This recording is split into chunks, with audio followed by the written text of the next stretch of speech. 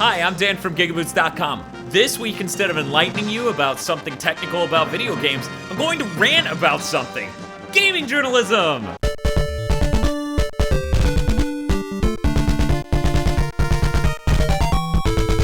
As someone who's technically minded, I'm irritated to no end by gaming journalists always getting something wrong about video game and hardware development. It's not like all of it's dependent on the writer having a technical background in order to understand. My latest source of frustration has been journalists talking about the Universal Windows Platform, or UWP, and the future of the Xbox based on the statements Phil Spencer made last month. He said, quote, "I believe we will see more hardware innovation in the console space than we've ever seen. You'll actually see us come out with new hardware capability during a generation, allowing the same games to run backward and forward compatible because we have a UWA running on top of the UWP that allows us to focus more and more on hardware innovation." The obvious conclusion from this statement, and others that Spencer made, is that they're going to iterate on hardware at a faster rate than they have been, and games will be forward and backward compatible. Gaming journalists, being the foul creatures that they are, started spitting out stupid headlines about the Xbox One being upgradable and started theorizing about something similar to a 32X scenario.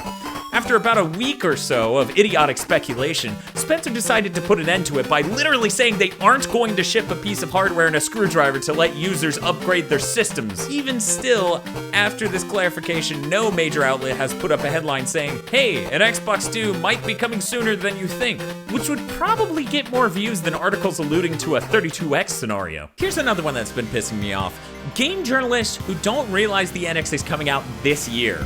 You don't have to know about Foxconn and how they're planning to manufacture 10 to 12 million NXs in the second quarter of 2016 to realize the Wii U is ending and something new is just around the corner.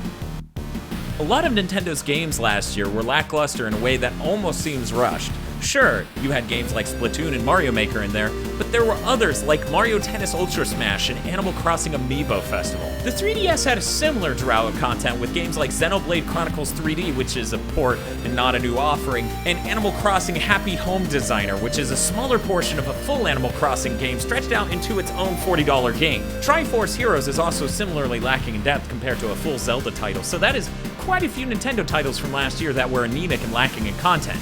Hell, thinking back on it, even Splatoon and Mario Maker seem lacking in some ways when it comes to what you think of as a traditional $60 game. Nintendo has a somewhat good-looking year ahead for the 3DS, but that's almost completely owed to how long it took to localize those games.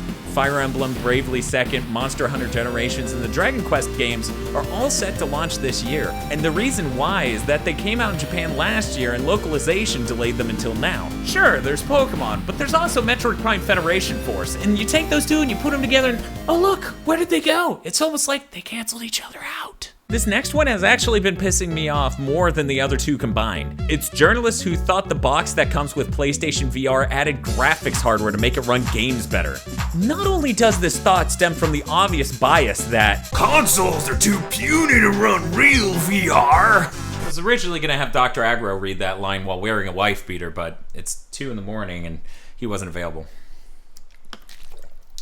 You know, if you paid us more via Patreon, he could afford to quit his job and he would have been available. So I'm going to blame this joke falling flat on you.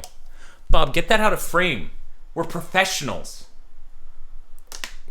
But it shows real ignorance of how graphics hardware works. The box's actual function is to serve as an in-between HDMI converter and audio processor. It warps the images so that way they work with the optics in the headset and deals with the 3D audio that the headset supports and spits out a separate video feed to the TV so people can watch what you're doing or have some wholly unique perspective. Sony was clear about this a couple of times in interviews, but for whatever reason, game journalists are morons who can't understand basic English.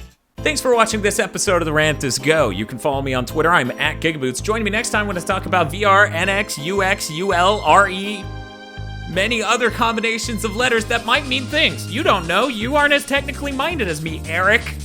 Thanks for watching this episode of The Rant is Go. You should go check out my last episode where I talk about the prospect of yearly Xbox Ones and explain how such a thing is possible.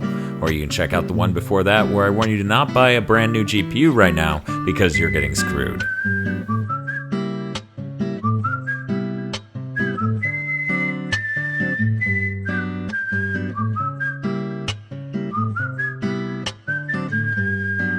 GigaBoots has been brought to you by our glorious producers, Cywolf and Gary Owen, via our Patreon. Consider becoming a GigaBoots patron today.